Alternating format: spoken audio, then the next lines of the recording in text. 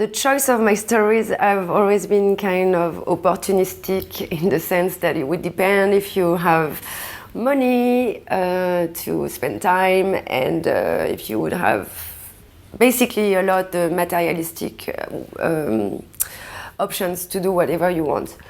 Only once I had a big grant by the Foundation Lagardère, which was absolutely an amazing privilege and chance to learn and to work properly. Like I spent 3 months in East Timor and I had the chance to be able to spend, I don't know, the first 2 weeks just doing interviews.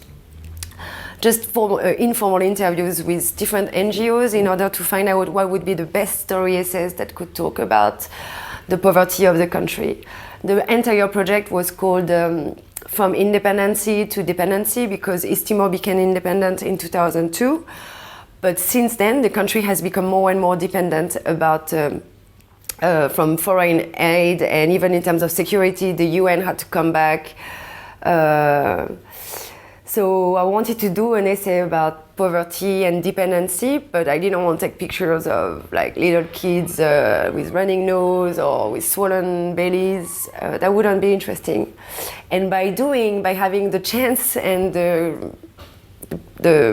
money, the time to do this, I could make interviews over 2 weeks. And I found out that finally the most interesting issue that could crystallize a lot of the issues of East Timor was the fertility rate. Because at the time it was the highest of the world, 7.8 children per woman.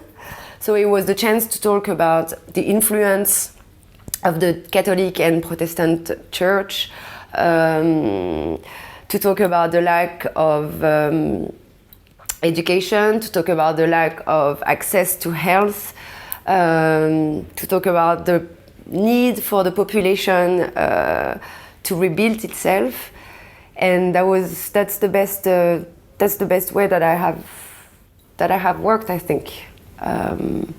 And that I've been able to research. I mean, obviously I did a lot of research, reading a lot of books about East Timor, like I've done. I remember like the first time I went to Nepal, I had printed about that of articles, reread all of my school books about communism and Maoism,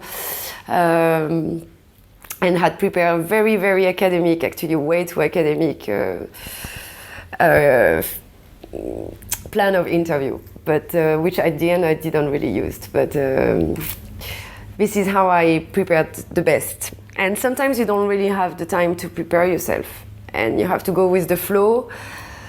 You have to be fast. My chance, I guess, is that I've worked a lot in Southeast Asia because I'm based here for the last 12 years. So I've had the chance to work a lot in the same countries several times, like in Indonesia, for instance, Thailand, obviously, Nepal. So after a while, when you have to go somewhere kind of unprepared about an issue, I had the chance to have a background because I know already some facts about the country itself. And I guess, talking with journalists, colleagues, who are kind enough to share their knowledge is always helpful. It's also nice to go unprepared sometimes, to keep a fresh eye.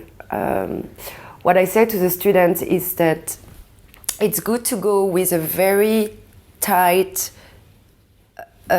intention, tight and simple and raw and not brutal, but kind of raw, and to stick to it in order to then open your speech and the way you're going to say it through different manners. There's thousands, if you want to talk very briefly, if you want to talk about happiness, there's thousands ways to be happy and to photograph it.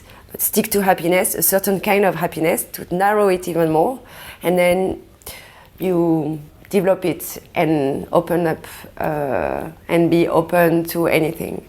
Be ready to shoot the unexpected with not too many preconceptions. And that's what sometimes research can limit your way to. Sometimes making too many research can limit your way to approach things. And it's maybe also antinomic with the essence of photography that is very immediate. I think it's very important to stay in touch with your feeling and your own sensitivity, again, even when the story is not about yourself.